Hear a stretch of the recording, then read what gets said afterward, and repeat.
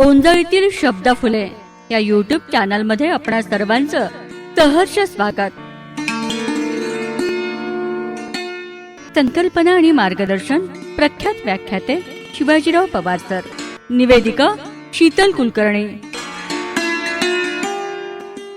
कोणीतरी म्हटलं आहे, आपल्या माणसांकडून होणारा त्रास हा इतर माणसांनी दिलेल्या त्रासापेक्षा जास्त वेदनादायी ठरतो। याच बाबतीतली एक छानशी गोष्ट मी आज तुम्हाला सांगणार आहे। तर मित्रमैत्रिणींनो, मी आत्ताच म्हटल्याप्रमाणे आपल्या माणसांकडून होणारा त्रास हा नक्कीच इतर माणसांनी दिलेल्या त्रासापेक्षा जास्तच वेदनादायी असतो, दुःखदायी असतो। तर एक सोनार होता, त्याच्या दुकानासमोर एक लोहाराचं दुकान होतं। सोनार जेव्हा काम करत असे तेव्हा सोनाराच्या दुकानातून हळूहळू आवाज येत असे, पण जेव्हा हा लोहार मात्र काम करत असे तेव्हा या लोखंडाचे काम होत असल्यानं मोठा आवाज होत असे। तो आवाज मात्र मोठा कर्णकर्कश असे। एके दिवशी झालं असं की सोनाराच्या दुकानातील एक सोन्याचा कण कसा कोण जाणे पण लोहाराच्या दुकानात जाऊन पडला।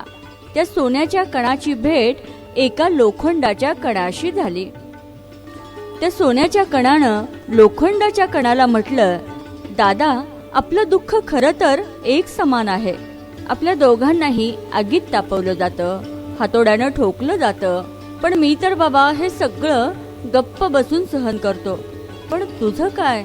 लोखंडाचा कण सोन्याच्या कणाकडे पाहून दुःखी स्वरात म्हणाला, अरे भाऊ, तुझं म्हणणं अगदी बरोबर आहे। दोघांनाही तापवणारी आग एकच आहे आणि ठोकणारा हातोडाही एकाच धातूचा आहे। पण खरं सांगू का, खरं दुःख याचं आहे की तुला ठोकणारा हातोडा हा तुझा कोणीच लागत नाही रे, पण मला ठोकणारा लोखंडाचा हातोडा हा नात्यानं माझा भाऊच लागतो। दुसऱ्याने दिलेल्या दुःखापेक्षा स्वकीयांनी दिलेला त्रास हा अगदी हृदयात वार करून जात असतो, आणि हे मी तुला अनुभवाने सांगतोय। आणि म्हणूनच माझा आवाज जोरात होतो, कर्णकर्कश होतो।